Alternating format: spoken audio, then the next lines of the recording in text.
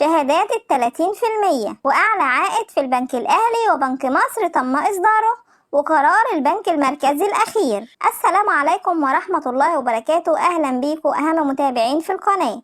ازيكم عاملين ايه؟ يا رب دايما تكونوا بخير. واللي شايف انه بيستفاد معايا في القناة فضلا وليس امرا ينزل ويشترك ويفعل الجرس عشان يجيله اشعار بكل فيديوهاتنا الجديدة. فيديوهاتنا كلها عن البنوك واسعار الفايدة، اخبارنا كلها جديدة، معلوماتنا موثوق فيها ودايما صحيحة وسبق الاحداث. اعمل لايك للفيديو عشان تدعمني وعشان يوصل للكل.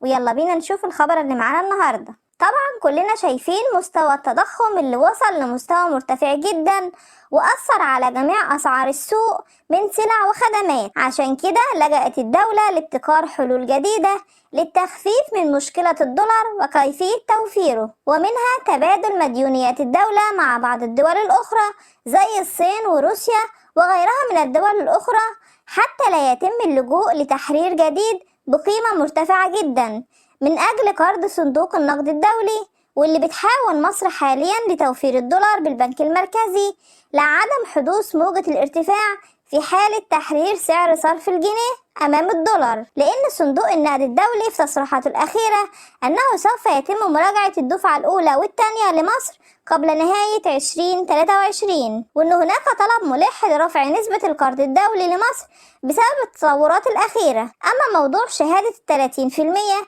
اللي الناس منتظراه، لازم تعرف إن حتى 30% في وقت ارتفاع التضخم بيؤدي لتآكل الكثير من رؤوس الأموال.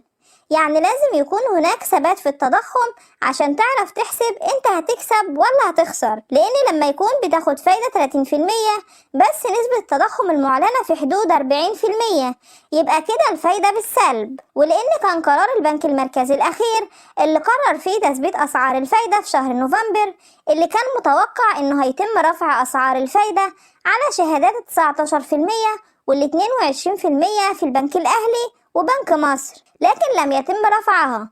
فالجميع منتظر أسعار الفايدة الجديدة في الاجتماع الأخير للبنك المركزي في شهر 12، واللي هيحدد فيه أسعار الفايدة الجديدة. هل هيتم إصدار شهادة 30%؟ وهل هتكون مناسبة ولا غير مناسبة للعملاء وقتها؟ كل ده بيرجع لنسبة التضخم في وقتها. فتابعونا عشان تعرفوا الجديد في أخبار البنوك وكل الشهادات الجديدة اللي بيتم إصدارها والفايدة كمان. كل اللي عليك انت تعمل لايك للفيديو وتشترك في القناة وتفعل الجرس عشان يوصلك كل جديد من أخبار البنوك والشهادات. انتظرونا، إلى اللقاء.